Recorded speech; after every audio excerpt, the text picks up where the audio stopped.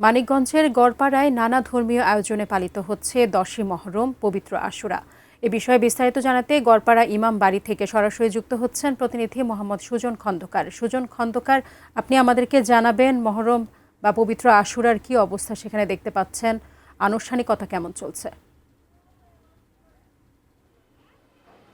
জি, ধন্যবাদ আপনাকে। আপনি যেমনটি বলছিলেন, আজকে কিন্তু 10ই মহরম পবিত্র আশুরা। আজকের এই দিনেই কিন্তু ইমাম এবং হোসাইন কিন্তু শহীদ হয়েছিলেন এবং তাদের এই শহীদ হওয়ার জন্য কিন্তু আজকে 10ই মহরম শোক দিবস। আমি এই মুহূর্তে আছি হচ্ছে গড়পাড়া যে ইমামবাড়া দরবার শরীফ রয়েছে এখানে। আমার সাথে এই মুহূর্তে যুক্ত আছেন এই দরবার শরীফের যিনি খাদেম, আমি তার সাথে একটু কথা বলতে চাই। আসলে কি বলবেন আসলে? আমাদের প্রস্তুতি সম্পন্ন। পবিত্র মহরমের চন্দ্রোদয়ের দিন থেকেই বাংলাদেশের বিভিন্ন জায়গায় আমাদের এই দরবার থেকে 30টা দল বেরিয়ে গেছে। তারা আজকে এখানে আসবে। এখানে এছাড়াও পহেলা মহরম থেকে প্রত্যহ ফাতেহা, জিয়ারত, নেওয়াজ, মার্সিয়া, মাতম ইমাম বাড়িতে সার্বক্ষণিক পরিবেশিত হচ্ছে। তো আমাদের প্রস্তুতির পর্ব শেষ। তো আজ আমরা দুপুরে এখানে পবিত্র জুম্মার নামাজ আদায় করব।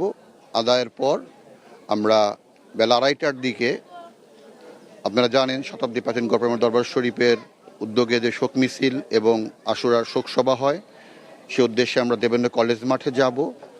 সেখানে মাগরিবের নামাজ পড়ব, ইফতার করব, ওনাদের স্মরণে শোক সভা হবে এবং শোক সভা শেষে আমরা গড়পাড়া অভিমুখে রওনা হব। আর একটি কথা, যে আবহাওয়া যদি ভালো থাকে তো আমরা আশা করছি আমাদের এই শোক মিছিলে প্রায় 50,000 লোকের উপস্থিতি হবে আশা করছি আমরা। জি, আপনি যেমনটা শুনছিলেন, উনি কিন্তু এখানকার এই যে গড়পাড়া দরবার শরীফ রয়েছে, এই গড়পাড়া দরবার শরীফের কিন্তু পীরজাদা হিসেবে বর্তমানে দায়িত্ব পালন করছেন। আসলে এই যে দরবার শরীফ, এই দরবার শরীফের কিন্তু প্রায় 109 বছরের ইতিহাস এবং ঐতিহ্য রয়েছে। আজ 10ই মহরম, পহেলা মহরম থেকে যখন শুরু হয় তখনই কিন্তু এই দরবার শরীফ থেকে 30টা কাসদের দল কিন্তু মানিকগঞ্জের বিভিন্ন উপজেলা প্রদক্ষিণ শেষে আজকে কিন্তু এখানে দুপুরের পরে কিন্তু সমাবেত হবে এবং এখান থেকে কিন্তু একটা বিশাল বড় শোক মিছিল নিয়ে, অর্থাৎ এখান থেকে 5 কিলোমিটার দূরে দেবেন্দ্র কলেজ মাঠে গিয়ে কিন্তু সমবেত হবে। এখনকার মতো এই ছিল আমার কাছে গড়পাড়ার এই ইমামবাড়া দরবার শরীফ থেকে সর্বশেষ।